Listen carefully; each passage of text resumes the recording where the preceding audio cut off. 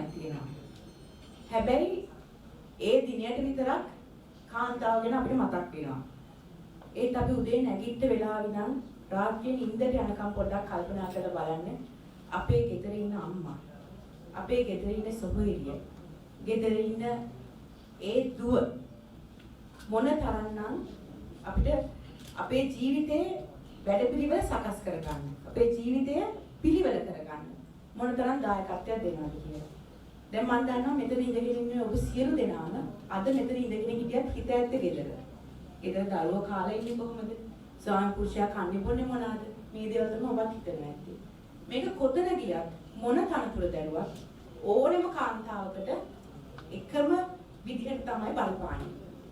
ඉතින් මේ සියලු දේ අපිට නොයෙකුත් දේවල් කාන්තාව ගැන කියන්න පුළුවන්.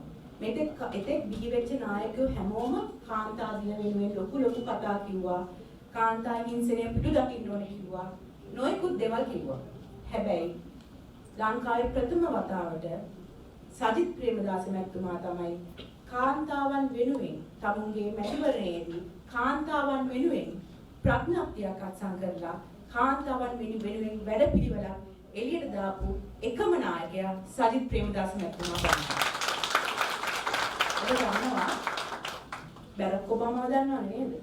බැරක් ඔබාමා මම ඊයේ පෙරේද එක ඔහු කරපු කතාවක් අහගෙන හිටියා කාලයකට කලින්. තමුන්ගේ බිරිඳත් දරුවෝ දෙන්නත් ඉස්සරහා තියාගෙන බැරක් ඔබාමා කියනවා අද මම මෙතන ඉන්නේ මෙන්න මෙතන ඉඳගෙන ඉන්න මගේ බිරිඳ මිෂෙල් ඔබාමා හින්දා කියලා. දැන් හෙට ඔක හදිස්සියවත් අපේ නායකතුමායම කිව්වොත් මොකද වෙන්නේ? මාර වෙදීනේ. ඉතින් අපි හැමදාම නායකයෝ දැකලා තියෙනවා කාන්තාව වෙනුවෙන් කතා කරන. හැබැයි වචනේ පරිසමාප්තාර්ථයෙන්ම ක්‍රියාවෙන් කාන්තාවට ගරු කරනවායි කියලා එතෙක් මෙතෙක් දැකපු නායකයන්ගෙන් අපේ ඇස් දෙකට දැකලා තියෙන එකම නායකයා සජිත් ප්‍රේමදාස මහත්මයා. හින්දා අපිට බය නැතුව කිසිම ප්‍රශ්නයක් නැතුව කියන්න පුළුවන්.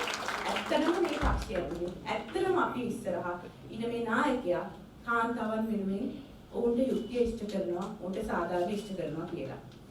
ඉතින් මම මගේ තාත්තා දේශපාලනය කරපු කෙනෙක්නේ. ඉතින් ඒ දවස්වල අපේ තාත්තා දේශපාලනය කරනකොට අපේ අම්මට මේ වගේ වැඩසටහන් වලට එහෙම සහභාගී වුණේ නැහැ.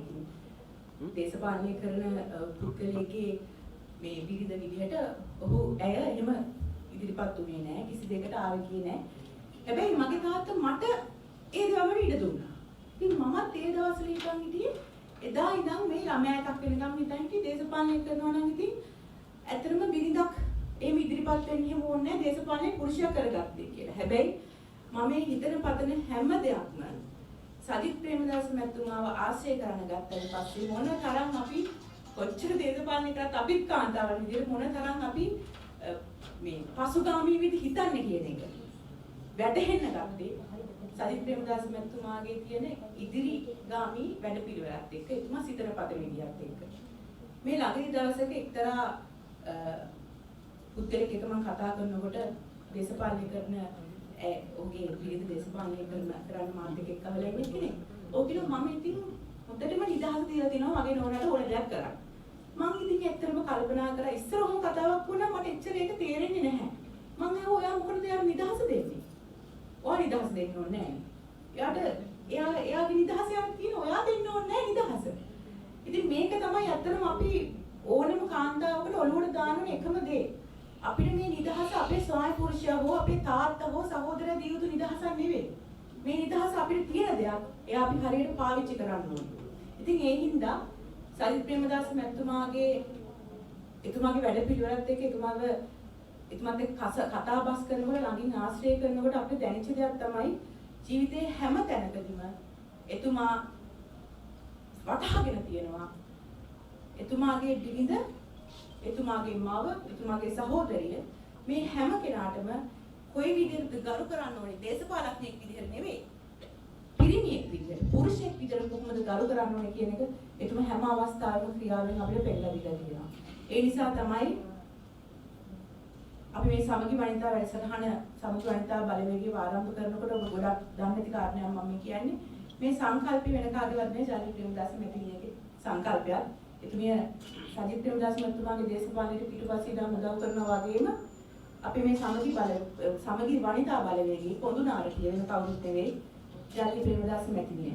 ඒක ගොඩක් අය දන්නේ අපිට සමගි වනිතා බලවේගය ආරම්භ කරන්න කියලා මේ වැඩසටහන් ටික කරන්න කියලා නිරන්තරයෙන් අපිට උපදෙස් දෙන චරිතේ මම මේ වෙලාවේ මතක් කරන්නේ ගොඩක් අය දන්නේ නැහැ ගොඩක් අය මේ සමගි වනිතා බලවේගය ආරම්භුනේ කොහොමද කියන එක. ඉතින් අපි ඒකට තුමියට ස්තුතිවන්ත වෙනවා සහ විශේෂයෙන්ම අපි සියලු දෙනාට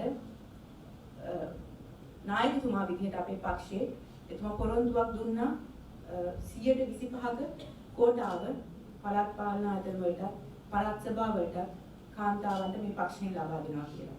ඒක අපි ලබාගත්ත ලොකු ජයග්‍රහණයක්. ඒක අපි සටන් කරලා ගන්න ඕන දෙයක් නෙවෙයි එතුමා හිතලා අපිට කියපු දෙයක්. එහෙනම් අපි ඇත්තටම ස්තුතිවන්ත වෙන්න ඕනේ අපේ නායකයන් විදිහට ඉදිරි මැතිවරණවලදී කාන්තාවන්ට 125ක කෝටා ක්‍රමය පළාත් පාර්ලිමේන්තුවට පළාත් සභාවලට ලබා දීම සම්බන්ධයෙන්. ඉතින් මේ කාරණා මම මතක් කරන්න කල්පනා කරේ මොකද අද වැඩසටහන මෙහෙවීමේ කටයුතු කරනවා වගේම පොඩ්ඩක් මේ කාරණා ටික පොඩ්ඩක් කිව යුතු හින්දා දැන් අපි වැඩසටහනේ ඔබ බලාගෙන හිටපු කතා වලට සවන් දෙන්නයි දැන් මේ යන්නේ.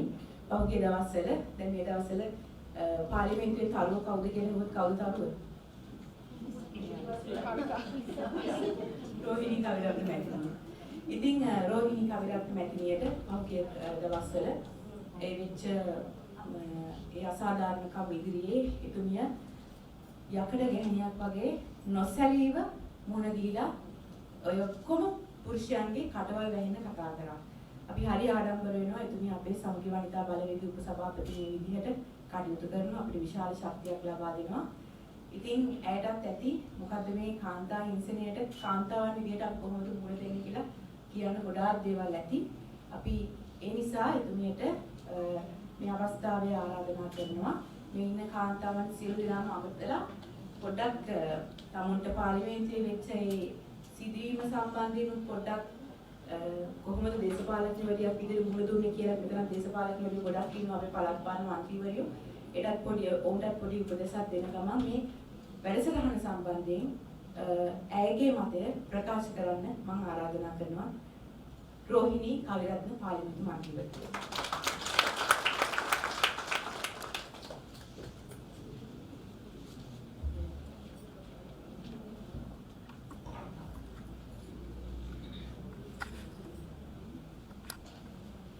සියලු දෙනාටම සුබ සන්ධ්‍යාවක් වේවා. අපේ පක්ෂයේ අපිට හයිය අපේ ගරු නායකතුමන් ඒ වගේම විපක්ෂ නායක සජිත් ප්‍රේමදාස මැතිතුමනි ඒ වගේම එතුමාට ශක්තිය දෙන ජනනී ප්‍රේමදාස මැතිණියනි කිංස් නෙල්සන් මන්ත්‍රීතුමනි පැමිණ සිටින අනිකුත් සියලුම කාන්තා වීරවරියනි මොකද මම එහෙම කිව්වේ බය නැතුව දේශපාලනයේ එළියට එන්න පුළුවන්නේ කාන්තා වීරවරියන්ට විතරයි. අද තියෙන තත්ත්වෙත් එක්ක. දැන් ඔයගොල්ලන් දැක්කා මෙතුමිය කිව්ව නිසාම එතනින් පටන් ගන්න වෙනවා. විශේෂයෙන්ම මම අත්‍තරම සතුටු වෙනවා සමගි ජන බලවේගයේ മന്ത്രിවරියක් හැටියට පාර්ලිමේන්තුවට එන්න ලැබිච්ච එක. ඒ ඇයි කිව්වොත් කාන්තාවට උපරිමයෙන්ම වචනේ සමාප්ත අර්ථයෙන්ම සලකන නායකයෙක් ඉන්නවා නම් ඒ සජිත් ප්‍රේමදාස මැතිතුමා. මම සාමාන්‍යයෙන් බොරුවට අර වර්ණනා කරන්නේ නැහැ. මොකද අපිට ඒක පෙන්නලා තියෙනවා.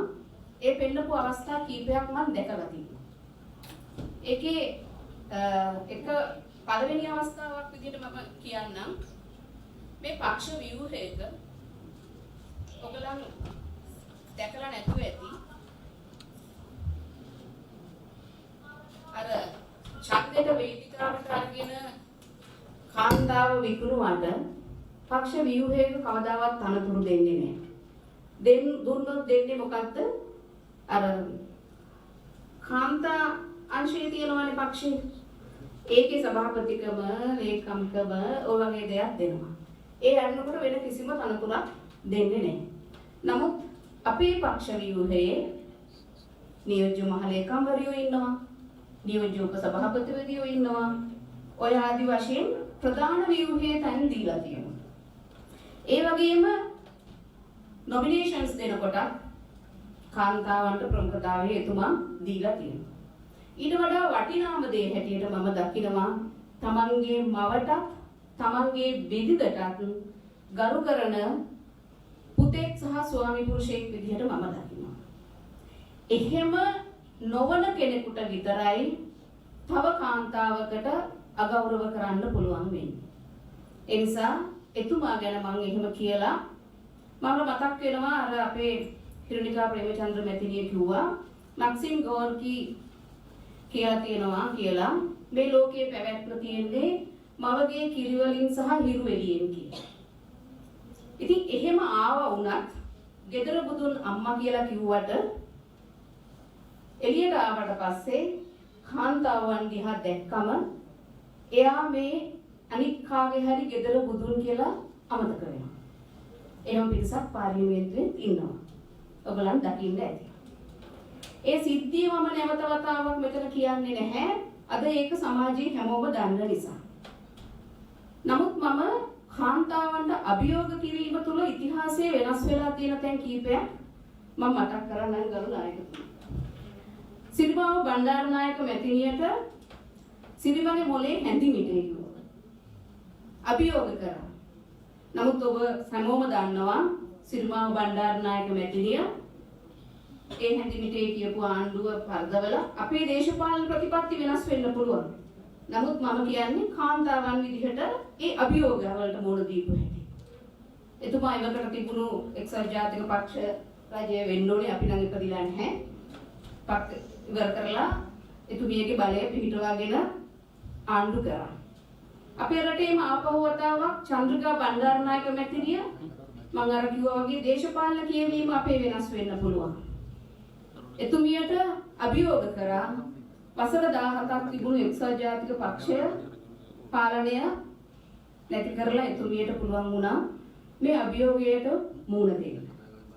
අපි ලංකාවෙන් එළියට ගියාම එංගලන්තයේ යකඩ ගැහණිය කියපු මාග්‍රට් තැචර් මැතිණියට මම හිතන්නේ ලේබර් පක්ෂයට එංගලන්තයේ එතුමියට අවමන් කරා එතුමිය මුළු ලෞකෙටම එතුමිය යකඩ ගැහණියෙක් කියලා පෙන්වුවා. ඊළඟට අරගත්තාම එක කාලෙක ඉන්දියාවේ ඉන්දිරා ගාන්ධි මැතිණියට අපේ රටේ හිටපු ඇතැම් අය අභියෝග කරපු අවස්ථා තිබුණා. ඒ අභියෝගයට එතුමිය ප්‍රතිචාර දැක්වුවේ වගේ අනුට ප්‍රතිඵල අපි අදටත් අත්විඳිනවා. එංගලන්තයේම ආපහු ගත්තොත් ඩයනා කුමාරියට ඒ රජපෞලත් එක්ක ඇතිවෙච්ච අභියෝගයේදී එතුමිය ජීවිතක්ෂයටපත් වුණා.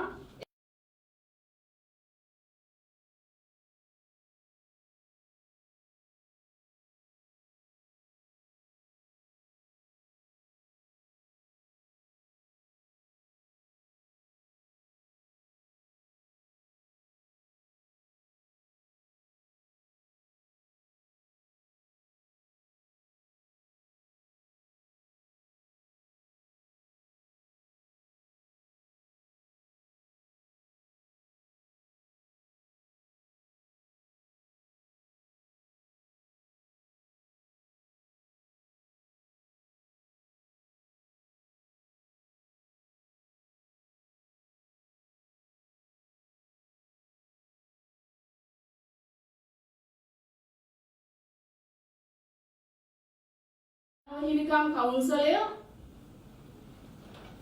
පිළි අරගෙන තියෙනවා. ඒ විතරකුත් නෙවෙයි අපේ ආණ්ඩු ක්‍රම ව්‍යවස්ථාව පිළි අරගෙන තියෙනවා. ඉපදෙන සියලුම කෙනාට එක ලෙස සැලකිය යුතුයි. එයා ස්ත්‍රියක්ද කාන්තාවක්ද කියලා වෙනස් කොට නොසැලකිය යුතුයි. එහෙමනම් ඒක මුල් කරගෙන අපි කාටවත් දෙවෙනි නැහැ කියන එක ඕගොල්ලන් සියලු දෙනාම හිතට අරගන්න කියන එක මම මේ වෙලාවේ කියනවා.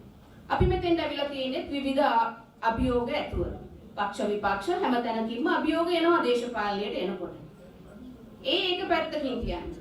ගිය අවුරුද්දේ මාර්තු මාසයේ ජිනීවාවලදී අපේ රට ගැන තීරණයක් එනවා.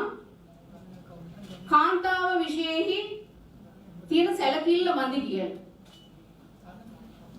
ඒක ඉතින් පාර්ලිමේන්තුවේ මේ ඊයේ පෙරේදත් පෙන්නුවා. මේ ඇස්පන අපිට පේනවා කාන්තා හිංසනයක් සිද්ධ වෙනවා. ජලනි ප්‍රේමදාස මැතිණියක් මාවත් ඉලක්ක කරගෙන ඊටාම අසභ්‍ය ගණයේ වචන පෙළක් කියනවා. ඉතින් මම දැනුත් කියනවා මට එතනදිත් අභියෝග කරා අපි කිහිප කැත වුණාට ඒ කියපු කෙනා කැත අදහසක් නැහැලු කියලා. ඉතින් මම ඒකට දෙන උත්තරය තමයි එයාගේ පක්ෂයේ උඩ ඉඳන් පහළට ඉන්න නායකයන්ගේ නෝනලා ටික, ලේලිලා ටික ඉස්සරහින් තියාගෙන ඔය වචන ටික කියලා මේක සભ્યද අසભ્યද කියලා අහන්න කියන එක තමයි කියන්නේ. ඒගොල්ලන් කියනවා නම් මේක අසભ્ય නෑ, මේක තමයි සભ્યත්වයේ කියලා. එහෙමනම් මේ රටේ කාන්තාවන්ට අපි කියනවා තීරණයක් ගන්න. කාන්තාවට ගරු කරන්න දන්නේ නැති මෙවැනි අය සම්බන්ධයෙන් මොකද්ද ගන්න තීරණය කියලා. කතානායකතුමා කියන්නේ මොකද්ද? මීට කලින් මෙහෙම දේවල් වෙලා තියෙනවා කියලා. මීට කලිනුත් මෙහෙම දේවල් සිද්ධ වෙලා තියෙනවා. ඒ කියන්නේ මීට කලින් වෙලා තියෙනවා නම් ආපහු උනාට කමක් නැහැ. ඔබ දන්නවද මේ දින 16ක් අපි සියලු ආකාරයේ කාන්තා හිංසනය පිටු දකිමු කියලා අද අපි මේ තැඹිලි පාට ඇඳගෙන ඇවිල්ලා ඒක සංකේතවත් කරනවා. දෙසැම්බර් 10 මානව හිමිකම් දිනය දක්වා ඒ ක්‍රියාත්මක වෙනවා. ඒක තුල කියන්නේ මොකද්ද? සියලු ආකාරයේ කාන්තා හිංසනයන් පිටු දකිමු. ඔබ දන්නවද ලංකාවේ තේමාව මොකද්ද කියලා? නිදහසට කරුණු එපා, කාන්තා හිංසනය පිටු දකින්න කියලා. ඉතින් මම කියන්නේ කතානායකතුමාට, අගමැතිතුමාට, ජනාධිපතිතුමාට, ඒ වගේම මේ රටේ කාන්තාවන් ගැන යම්කිසි අනුකම්පාවක් තියෙන සියලුම දෙනාට මේ නිදහසට කාරණා එපා, කාන්තා හිංසනය පිටු දකිමු.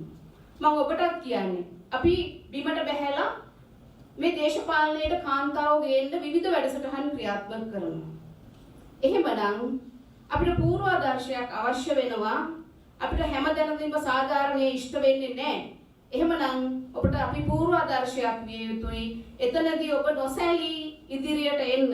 අර අතීතයේ දේශපාලනයට ආපු ඒ වගේම අභියෝග වලට මුහුණ දීලා ඉතිහාසය වෙනස් කරපු සියලුම දෙනා විහාර මහදේවියගේ ඉඳලා සියලුම දෙනා ගත්තේ අභියෝගයට මුහුණ දීම මිස අතහැරීම නොවේ. ඒ නිසා මම ඔබට ඉල්ලා සිටිනවා ඔබ හමු වන සියලු දෙනාටම පණිවිඩයක් දෙන්න. මොකද්ද?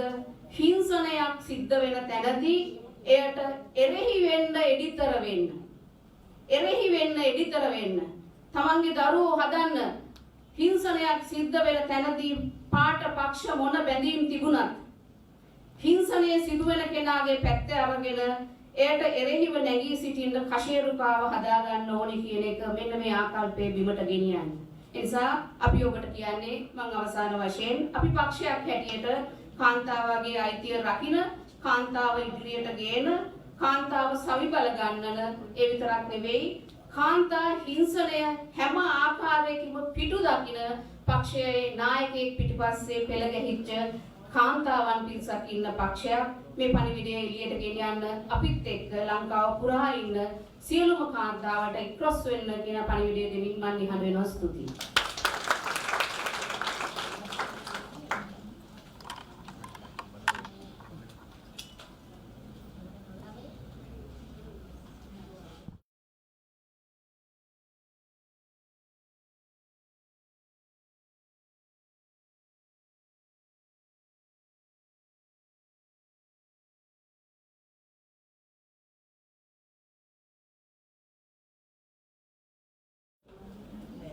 රෝහිණී කවිරත්නතුමියට බොහොම ස්තුතියි. දැන් අපි මෙතෙක් වෙලා බලාගෙන හිටපු අපේ නායකයාට තමයි අවස්ථාව ලබා දෙන්නේ. ඉතින් මම සමගි ජන බලවේගයේ සමගි වනිතා බලවේගයේ ජාතික සංවිධායක විදිහට ඇත්තටම ආඩම්බර වෙනවා. ඇත්තටම සතුටු වෙනවා. අවංකවම ඒ ලොකු ආඩම්බරයක් තියෙනවා. සජිත් ප්‍රේමදාස අපේ පක්ෂ නායකයා වෙච්ච ගැන ඒ වගේම තමයි ඉතාමත් නුදුරු දවසක මට ඒ විශ්වාසය ඔබට තියන්න පුළුවන් මේ රටේ නායකයා වුණොත් අර මෙතෙක් කාලයක් කාන්තාවන් දෙවන පුරවැසියන් විදිහට මේ රටේ ඒ සැලකුව එක සම්පූර්ණයෙන් අනිත් පැත්තට පෙරලා කාන්තාවන් පළමු පුරවැසියා විදිහට කාන්තාවට ලැබිය යුතු තැන ලැබිය යුතු මේ රටේ තියෙන්න ඕනේ තැන කාන්තාව උස්සලම තියන්න පුළුවන් නායකයෙක් විදිහට එතුමා මේ රටේ කවදා හරි දවසක නමක් දරාවි කියන විශ්වාසය අපිට තියෙනවා. මොකද මේ සමගි වනිතාලේ ඇතුලේ වුණත් එතුමා හැම අවස්ථාවෙම අපිට කිව්වේ වැඩ කරන කට්ටියට ඉස්සරහට එන්න දෙන්න. වැඩ කරන අයට තනතුරු දෙන්න. පොඩි තැන ඉඳන් ඉහළ තැන ඉන්න සියලුම අපේ කාන්තාව මේ වැඩසටහනට සම්බන්ධ කරගන්න. වෙන වෙන කාලවල එක එක පක්ෂවල තිබ්බා වගේ නෙවෙයි තනතුරු බෙදද්දි අවස්ථාවන් දෙද්දි ඉදිරියට හැම කාන්තාවකටම ඉදිරියට එන්න අවස්ථාවක් දෙන. ඒ අනුව තමයි සමගි වනිතා බලවේගී විවස්ථාවේ පවා අපි සඳහන් කරලා තියෙනවා සාගා සමිතියේ වැඩ කරන මහන්සි වෙලා වැඩ කරන කාන්තාවටත් මේ පක්ෂය ඇතුළේ ඉහළම තැනක් ලබා ගන්න පුළුවන් වෙන විදිහ තමයි අපි විවස්ථාවව සකස් කරලා තියෙන්නේ. එතුමාගේ සංකල්පයක් අනුව. ඉතින් අපි ඉතාමත් ආඩම්බරයෙන් තමයි අපි කියන්නේ මේ අපේ නායකයා බායනතෝ කියන්න පුළුවන් අපේ නායකයා කාන්තාව වෙනුවෙන් කාන්තාවට තැනක් දෙයි කියලා. එහෙනම් ඉතාමත් ගෞරවයෙන් ආරාධනා කරනවා සමගි ජන බලවේගයේ නායක පාර්ලිමේන්තු විපක්ෂ නායක සජිත් ප්‍රේමදාස මැතිතුමාට එම සභාව අනුගමනය.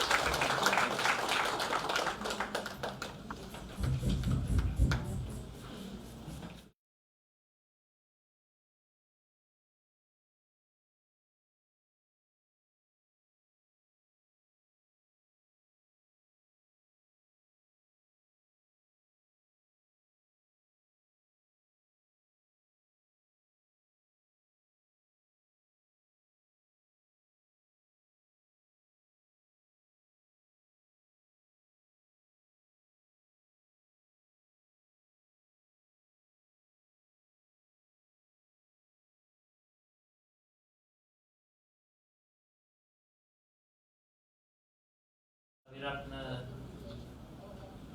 गरु मंत्रीතුමිය ප්‍රමුඛ සමගි වනිතා බලවේගයේ සිළුම නිලධාරිනියන් ඒ වගේම ගරු කිංස් නෙල්සන් මැතිතුමා ප්‍රමුඛ අද මේ අවස්ථාවට සහභාගී වන සහෝදර සහෝදරියන් මිත්‍රවරුන් ඔසිරු දෙනාගේ නමස්කාරයි. අද දින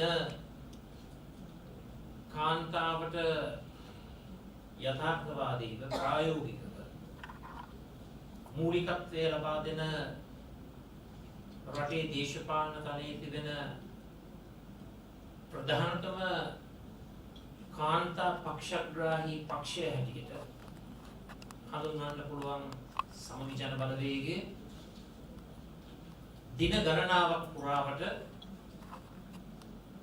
කාන්තාවට එරෙහි ප්‍රචණ්ඩත්වය ජන සමාජයෙන් තුරන් කිරීම උදෙසා දැවැන්ත ජාතික වැඩපිළිවෙලක ප්‍රධාන කොටස්කරුවන් හැටියට ඉදිරියට යන අවස්ථාවේ අද දින මේ අවස්ථාවට සහභාගී වෙලා රටේ ශක්තිය වනිතා ශක්තිය කාන්තා ශක්තිය බවට පරිවර්තනය කරන ගමනකට මුල පුරන්නට පුළුවන්කම ලැබීම ගැන මම බෙහෙවින් සතුටුයි. විශේෂයෙන්ම මම සඳහන් කරන්නට කැමතියි ජනාධිපතිවරණයේදී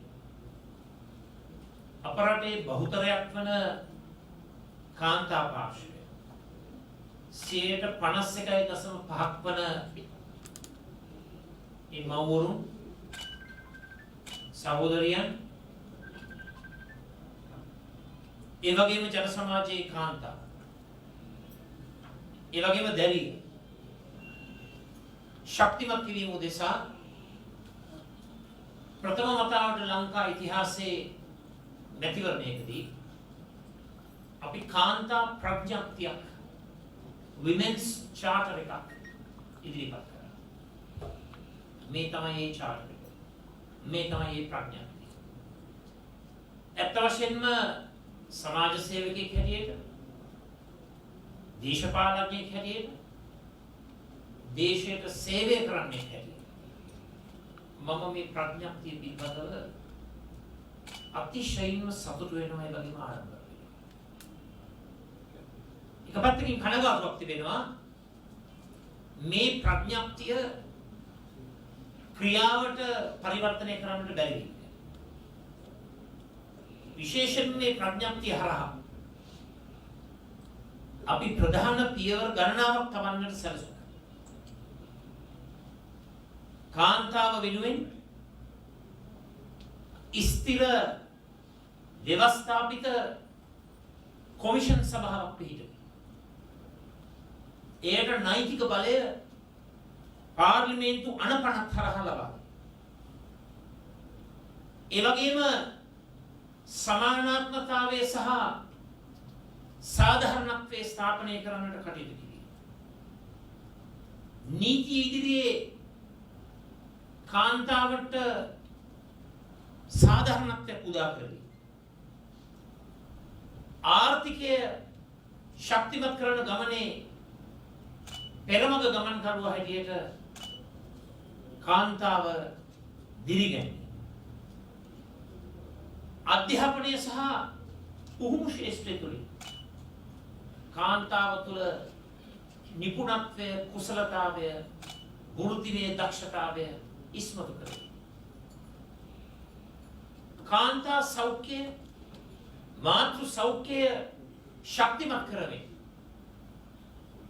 රට තුළ සෞඛ්‍ය සම්පන්න ජන පරපුරක් නිර්මාණය කරනවා. දේශපාලනය සහ ප්‍රජා ජීවිතය තුළ කාන්තා කේන්ද්‍රීය, කාන්තා මූලික වැඩපිළිවෙළ ක්‍රියාත්මක කිරීම.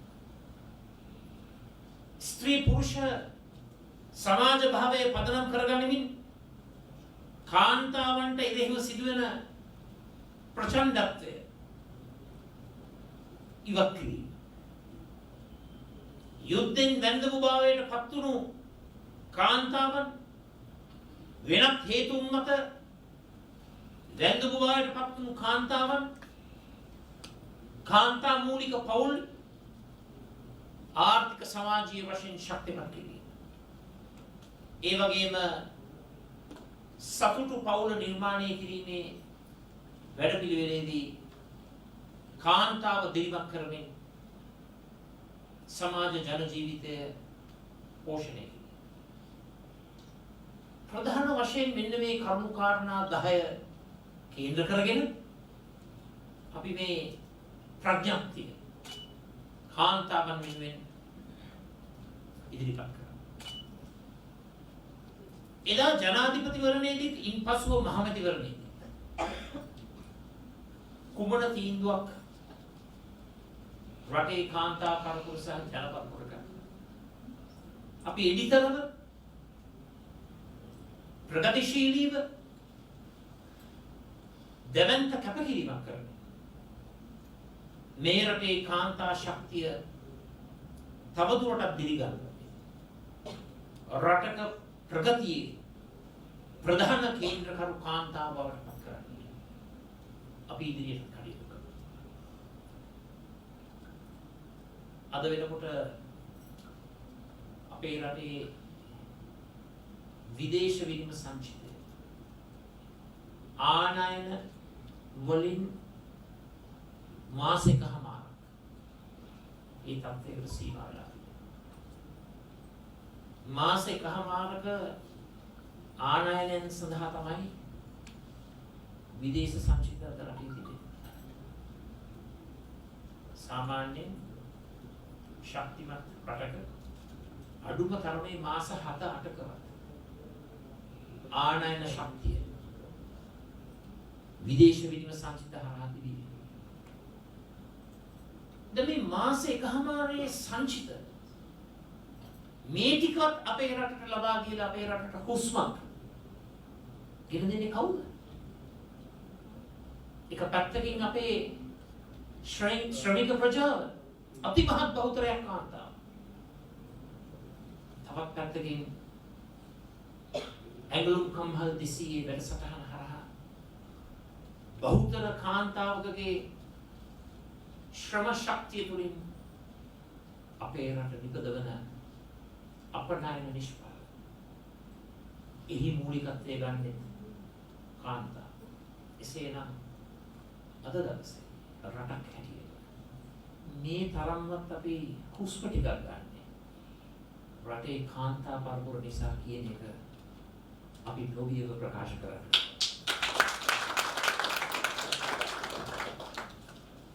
අපේ ජන සමාජයේ අද දවසේ මේ වන විට පුරුෂ කේන්ද්‍රීය ජන සමාජය. පුරුෂ කේන්ද්‍රීය පමණක් නොවේ බහුතර පුරුෂ ශක්තිය තුළ නිර්මාණය වූ ජන සමාජය. පුරුෂ පාර්ශවය බොහෝ ක්‍රියාකාරකම් වල භූතන ගනිමින් කරන්නා වූ ජන සමාජයක් තුළ සමානාත්මතාවය වහවහ බිහිවී යුතුයි කියන එක අපේ අදහස. බලන්න අපි හැමෝම පතන සුපිරිසිදු ජන සමාජය. ඒ සුපිරිසිදු ජන සමාජය හරහා මම තරයේ විශ්වාස කරනවා වැඩිම ධනාත්මක කාර්යභාරය ඉෂ්ට කරන්න පුළුවන් කාන්තාව. ඇයි මම එහෙම කියන්නේ? පැතිකඩ ගණනාවක් දිහා බලන්න. එක පැත්තකින් අපි බලමු රටක් දියුණු වී. රටක් දියුණු වෙන්නට රටක ආර්ථික වර්ධනය ඉහළ යන්නට ඕන. ආර්ථික වර්ධනය ඉහළ යාමට විශාල ආයෝජනයක් අවශ්‍යයි. විශාල ආයෝජනයක් තුල දියුණු රටක් ජපානයේ 60 දශකයේ 70 දශකයේ ඒෂියන් ටයිගර්ස් කියලා කිව්වා. ඒ තරමට ශීඝ්‍ර අධිවේගී සංවර්ධනයක් කියලා. ප්‍රධානතම හේතුව ඒ රටේ ඉතිරි කිරීමේ ප්‍රතිශතය ඉහළින් තිබුණා. දැන් අපේ ජන සමාජය තුළ ඉතිරි කිරීම කියන මාතෘකාව දක්වනවා. අපි හැමෝම දන්නවා. කාන්තාව දක්වන වැඩි රුචිකත්වයක් ඉතිරි කරා පුරුෂ පාර්ශවයට. ඒක තමයි මහ පොළොවේ සත්‍ය සහ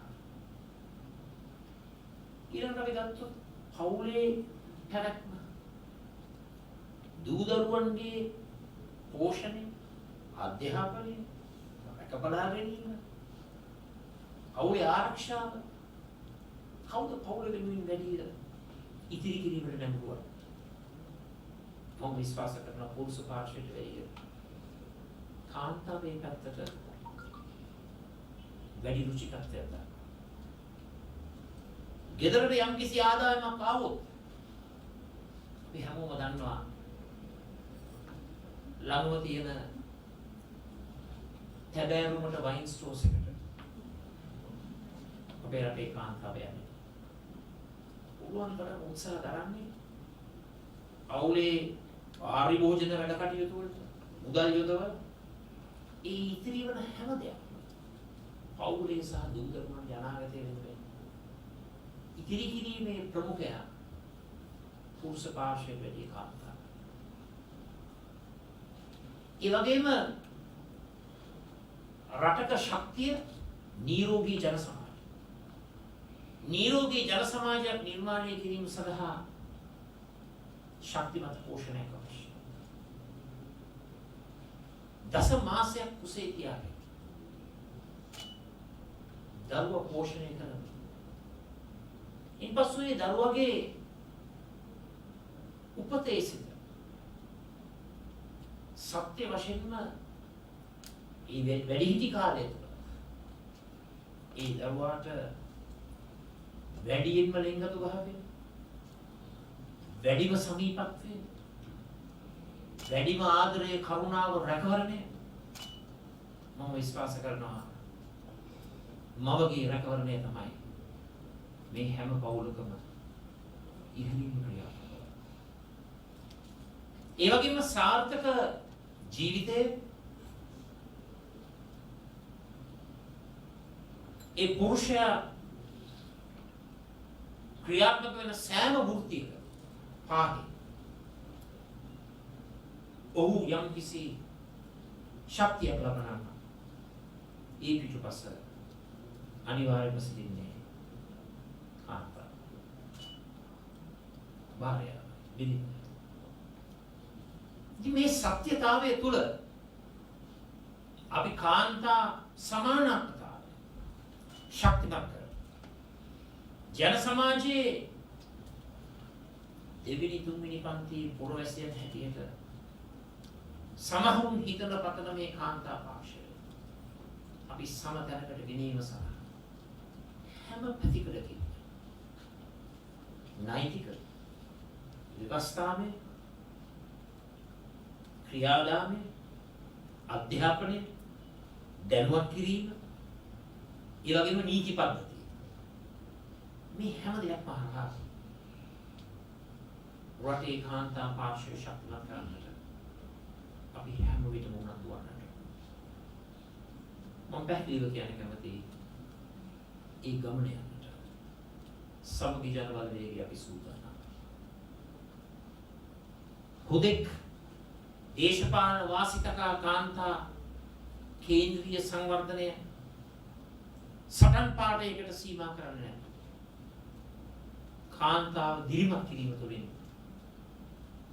රට ගොඩනගන ගමනට අපි පෙළ ගැසෙන්නට සූදානම්. දියුණු ලෝකේ රටවල් වල රටේ ශ්‍රම බලකාය කාන්තා සහභාගීත්වයේ ඉහළ මට්ටමක තිබෙනවා. අපේ රටේ ඒ එන්නම අඩුයි. කාන්තාවට වෘත්තියකට ප්‍රවේශ වීම සඳහා තිබෙන කැමැත්ත ආසාව ඉහළ මට්ටමක තිබුණා. හැම අතකින් හැම තලයකම ඒකට දැවැන්ත අභියෝග එල්ල. කාන්තාවට එරෙහිව ක්‍රියාත්මක වෙන ප්‍රචණ්ඩත්වය අපේ රට තුළ තිබෙන දැවැන්ත විස බීජයක්. මම විශ්වාස කරන්නේ පිළිකාවක් හා සමානයි. මේ පිළිකාව අපි විනාශ කරන්නට ඕන. කාන්තා ප්‍රචණ්ඩත්වයට වාචිකව එළි වෙලා කතා පවත්තලා සම්මන්ත්‍රණ පවත්තලා පොත් ගහලා පොත් අලෙවි කරලා දැනුවත් කිරීමට පමණක් සීමා වෙලා ප්‍රමාණවත් වන්නේ. සත්‍ය වශයෙන්ම කාන්තා රැකවරණයට මොහොතන ලබා දෙනවා නම් රටේ නීති රාමුව තුළ කාන්තා හිංසනය කාන්තාවට එරෙහි ප්‍රචණ්ඩත්වය ක්‍රියාත්මක කරන සෑම සියලු දෙනාටම රටේ නීතිය තුළ දැඩි දඬුවම් ලබා දෙන්නට කටයුතු කළ යුතුමයි. එසේ ඉටු විය යුතුමයි. සමහර විටක පුරුෂ පාර්ශ්වය අතිමහත් බහුතරයක් සිටින ව්‍යවස්ථාදායකයෙකු තුළ ඔය විවිධ නොදියුණු ප්‍රතිගාමී අවනෝඥ සිටිවිලි තිබෙන්නට පුළුවන්. ඒ සිටිවිලි කේන්ද්‍ර කරගෙන තමයි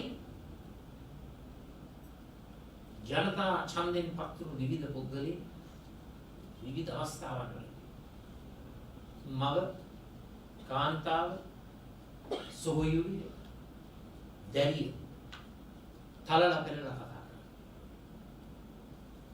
ඊටමත්ම අශිෂ්ට අශීලාචාර ක්‍රියාදාම.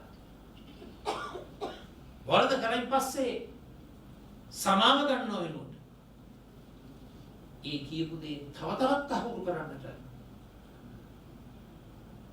පුණුපුණා ඉදිරිපත් කිරීම තුළ ඔබ පිළිගන්නට ඕන මේ සමාජයේ මහජන මන්ත්‍රීවරු යම් කොට්ටාසයක් මම විශ්වාස කරන සුළුතරයක් කියලා. එසේ හැසිරෙනවා නම් එවන් මහජන මන්ත්‍රීවරුන්ට යම් කිසි එයට විරුද්ධව තීන්දුවක් ගන්න. රටේ උත්තරීතර ව්‍යවස්ථාදායකයෙකු තුළ කෂේරුකාවක් කොන්දක් නැත්නම් මේ පවතින ක්‍රමය පිළිබඳව අපිට දැඩි ලෙස ප්‍රශ්න කරන්නට සිදු වෙනවා. ජන සමාජය තුළ ජීවිතයක් පැහැර ගැනීම, මිනිමැරුම,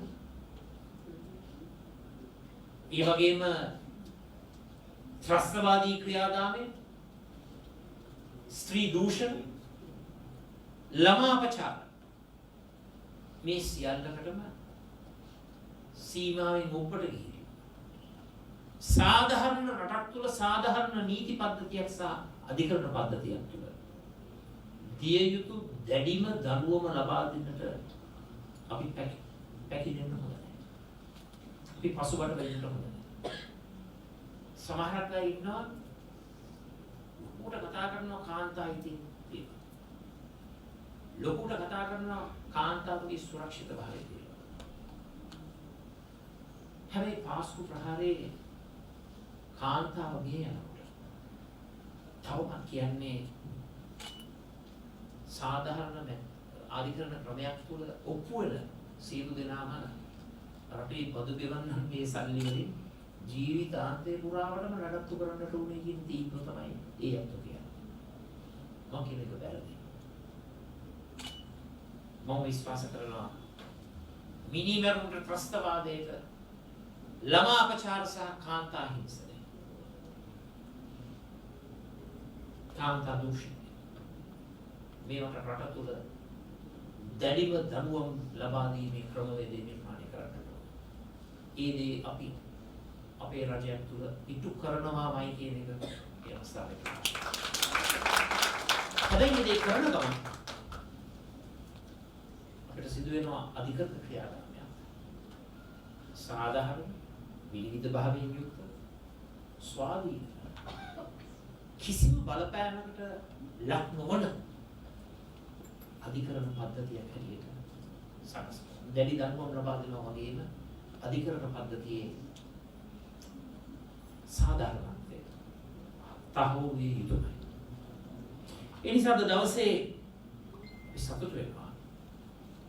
සැබවින්ම කාන්තාවගේ අයිතීන් සුරක්ෂා කිරීම, කාන්තා අයිතිය ආරක්ෂා කිරීම පක්ෂයේ ප්‍රධානතම ප්‍රමුඛතා ලේඛනයේ ඉහළම ඉලක්කයක් බවට පත් කරගත්තු සමගි ජනබලයේ අපි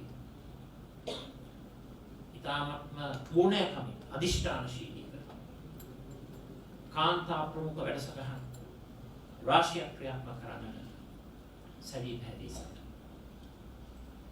මම පොරොන්දු වෙනවා අනාගත සමගි ජනබලවේග රජයක් තුළ ජන සමාජයේ ආර්ථික සමාජීය දේශපාලන ක්‍රියාවලියන් වල ඉහළම ප්‍රමුඛ ස්ථානය කාන්තා පාර්ශ්වයට ලබා දෙන්නට අපි හිතවරුනි. සමහරෙක් අහනවා මොකද අපේ සැලැස්ම කියලා. අපේ සැලැස්ම හොඳින් බලා ගන්න පුළුවන්.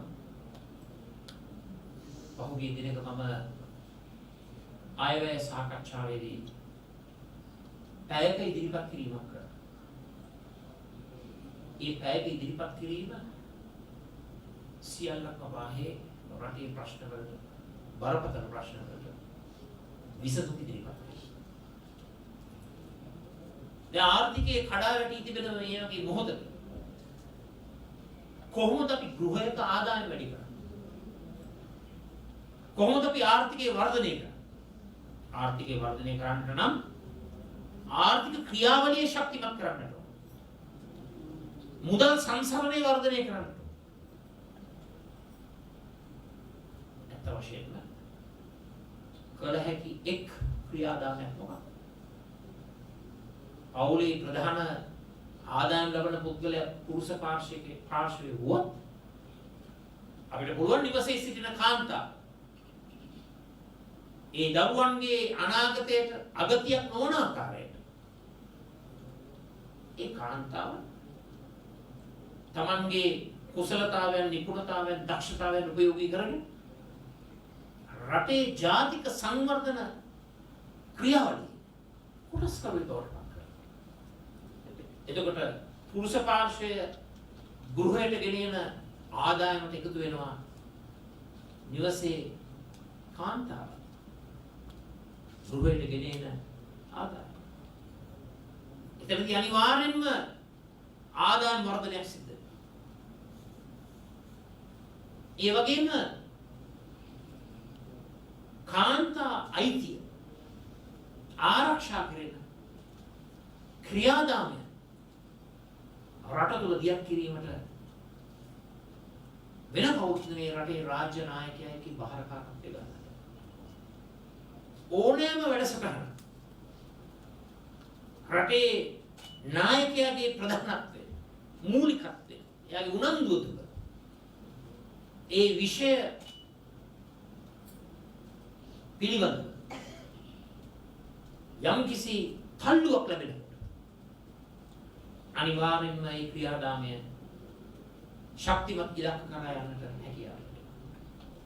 ඊළඟ තත්ත්වයක් තුළ ජනතා ආශිර්වාදයෙන් සංවි ජන බලවේගයේ ජනාධිපතිවරයා මේ රටේ දුක් විඳින හිංසනයට ලක් වෙන ප්‍රචණ්ඩත්වයට මුහුණ දෙන විවිධ සමාජ විරෝධී ක්‍රියාවන් වල ඉලක්කයන් බවට පත් වූ කාන්තා පාර්ශ්වයේ ආර්ථික සමාජීය දේශපාලනික සංස්කෘතික ආගමික සහ අනිකුත් සියලුම අයිතීන් ශක්තිමත් කිරීමේ පූර්ණ වගකීම රටේ නායකයා හැටියට මම බාර ගන්නවා අපි බාර ගන්නවා කියන එක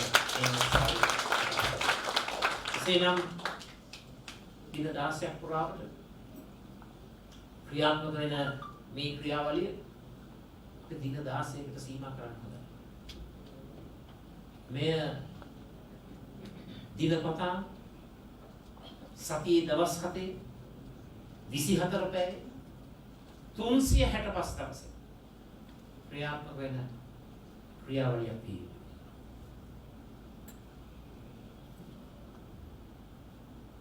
අවසාන වශයෙන් අර මේ මොහොතේ හිතට ආපු සිතිවිලි මම ක්‍රියාවට නම් වඩා උත්සාහ කරනවා. මේ ෆැමිලි පාටින් සංකේතවත් වන්නේ කාන්තා ප්‍රචණ්ඩත්වය, කාන්තා හිංසනය බැහැර කිරීම සහ පරාජය කිරීම. අපක්ෂයේ මේ වෙන විට ලියාපදිංචියට දාලා තියෙන පාට දෙකක් තිබෙනවා. ලා කොළ පාටත් කහ පාටත්. අපේ පක්ෂයේ කෘති අධිකාරී මණ්ඩලයට මම යෝජනාවක් ඉදිරිපත් කරනවා. මේ පාටවල දෙකට අමතරව මේ රටේ ලෝකේ කාන්තා පරපුර වෙනුවෙන් මේ ෆැමිලි පාටත් අපේ පක්ෂයේ තවත් පාටක් ඒ හරහා කාන්තා අයිතීන් සුරක්ෂා කරන්නට අපි ගන්නා වූ ව්‍යායාමය හුදෙක්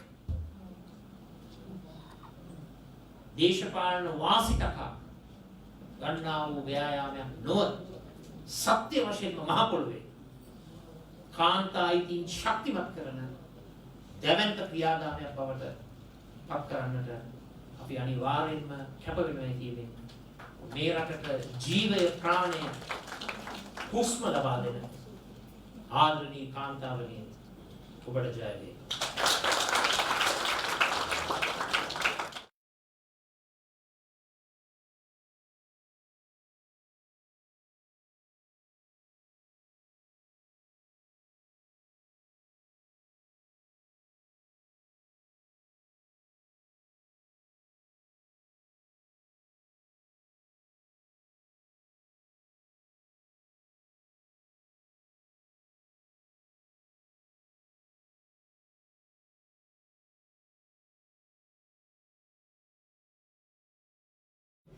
ඉතින් ඇත්තටම තව දෙයක් කියන්න අවශ්‍යයි. මම ආරාධනා කරනවා මේ සියලුම කාන්තාවන්ට හැකියාව තියෙනවා නම් සජිත් ප්‍රේමදාස මහත්මයාගේ Facebook පිටුවේ තියෙනවා පාර්ලිමේන්තුවේදී 22 වෙනිදා. එතුමා කරපු සම්පූර්ණ කතාව. අපි හැම අවස්ථාවෙම දැකලා තියෙනවා එතෙක් මෙතෙක් බිහි වූ සියලුම විපක්ෂ 나යකවරු ආණ්ඩු කරන අවස්ථාවන් වලදී පාර්ලිමේන්තුවේ කරපු කතා අපි අහලා තියෙනවා. ඒ වෙලාවට ආණ්ඩුව විවේචනය කරා මිසක් කිසිම අවස්ථාවක අපි රජයක් ගත්තොත් කොහොමද මිනිස්සුන්ව ගොඩගන්නේ? කොහොමද රට ගොඩගන්නේ කියන එක එතෙක් මෙතෙක් බිහිවෙච්ච කිසිම විපක්ෂ නායකවරයෙක් කියලා නැහැ. ඔබට හැක් වෙලාවක් තියෙනවා නම් මම ආරාධනා කරනවා කරුණාකරලා ඒ සජිත් ප්‍රේමදාස මහත්මයාගේ Facebook පිටුවට ගිහිල්ලා මේ කතාව අහන්න. මේ රට දැන් නොයෙකුත් විකල්පයන් මේ දවස්වල පේන්න ඉන්නවනේ. හැබැයි කිසිම කෙනෙක් කියන්නේ අපි කොයි විදිහටද මේ රට දැන් මේ වැටලා ඉන්න තත්ත්වෙන් ගොඩ ගන්න කියලා. ගිහින් මේ කතාව අහන්න. ඒ කතාවේ එතුමා පැයකට ආසන්න කාලයක් කතා කරනවා. ඒ කතාවේ එතුමා කියනවා කොහොමද මේ ආර්ථිකය ගොඩගන්නේ? කොහොමද නැවතත් අපි කකුල් දෙකෙන් රටක් විදිහට හිටගන්නේ කියන එතුමාගේ එතුමාගේ ඉදිරි රජයක් තුලදී මේ රටේ කරන්න හදන්නේ මොකද්ද කියන එක පැහැදිලිව කියනවා. ඇත්තම නායකයෙක්ගෙන් අපි බලාපොරොත්තු වෙන යුත්තේ කාරණාව ඒකයි. මොකද හැම අවස්ථාවකම විපක්ෂ විදියට ආණ්ඩුවේ විවේචන සිද්ධ කරනවා විනා ජනතාව දැනගත යුත්තේ විවේචන විතරක් නෙවෙයි. ඔබ ආණ්ඩුවක් කරනවා නම් ඔබ මොකද්ද කරන්නේ කියලා ජනතාව අහනවා. එතුමෙකට උත්තර දෙනවා. මම ආරාධනා කරනවා ඒ කතාව බලන්න කියලා අහන්න කියලා සියලු දෙනාට. දැන් වැඩසටහනේ අවසානට අපි ඇවිල්ලා ඉන්නේ. මේ වැඩසටහන මේ ආකාරයට සාර්ථක කරගන්න නිවාරය නොබලා අපි මේ සමගි වනිතා කණ්ඩායම දුමාකාර විදිහට අපිට උදව් කරා මේ ඉඳගෙන ඉන්නේ කට්ටිය තමයි. මේ කට්ටියට වෙනම ස්තුතියක් කරන්න ඕනේ. මොකද හැම අවස්ථාවෙම කියන පමාවට හැමදේම ඉෂ්ට කරන්නේ මේ ඉන්න කාන්තාව. ඒ වගේම තමයි කියන පමාවට කීදෙනෙක් හරි කමක් නැහැ කියන ගමන් ගේන්නේ ඔයගොල්ලෝ. ඉතින් මේ හැම කෙනාටම අපි සිරස නමාචාර කරනවා. ඉදිරියේදී සමගි වනිතා බලවේගයෙන් කරන සෑම වැඩසටහනකම මම කියපු දේ මුලින්ම මතක තියාගන්න. බිම් මට්ටමේ ඉඳන් සමගි වනිතා බලවේගය යන්න පුළුවන් ඉහළම තැනට ඔබ පොසවා තබන්න කාර්ය මණ්ඩලයේ විදිහට අපි වගකීම ගන්නවා කියන එක මේ අවස්ථාවේ කියනවා. බොහොම ස්තුතියි පැමිණ ඔබ සියලු දෙනාට. මම ආරාධනා කරනවා අපේ නිරෝෂාතු කරලා හිටපු පළාත් සභා මන්ත්‍රීතුමියට ස්තුති කතාව කරන ලෙස.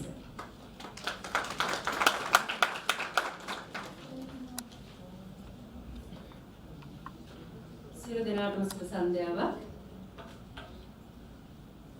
විපක්ෂ නායක සමගි ජන බලවේගයේ නායක ගරු සජිත් ප්‍රේමදාස මැතිතුමා, ඒ වගේම එම මැතිණිය අපේ පාර්ලිමේන්තු මන්ත්‍රීතුමිය රෝහිණී කවිරත්න මැතිතුමිය ඇතුළු ඔබ සියලු දෙනාගෙන් අපි අවසර ඉල්ලා සිටිනවා.